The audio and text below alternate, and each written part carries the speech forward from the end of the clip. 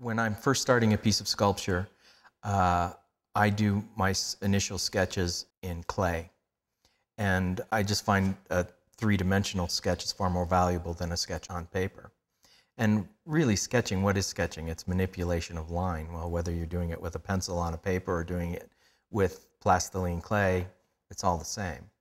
I love to come into the studio when I have an idea. I get fresh, soft clay and then just start whipping out little tiny maquettes, trying to manipulate them into some sort of a composition that I'm then going to use for a larger piece.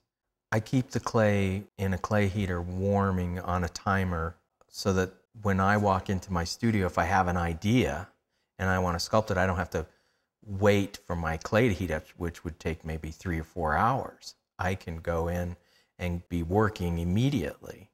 And those little maquettes take sometimes 10 minutes, sometimes 30 minutes. Most of the time, they're never produced or never taken to a finished state. They're just become little things that sit around to inspire me. I look back at some of my little tiny sketches and I end up liking those more than I like the finished product. Because sometimes I think you can tend to overwork them and then you lose the fun, you lose the spontaneity, and it kills it.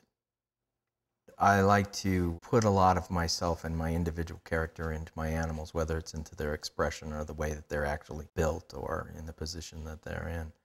And then sometimes the character comes from just observations that I've had of that particular type of animal, or maybe it's a character that a characteristic that I saw in my dog that I'll relate to a bear, or in my domestic cat that I'll relate to a leopard, or the other way. Maybe I'll see something in a leopard and I'll move it to a domestic cat. It's all about self-expression. It's not a sculpture of a bear, it's a sculpture of my bear. And so I have the privilege to do with it whatever I want. And if I want to put some human character into it, I will.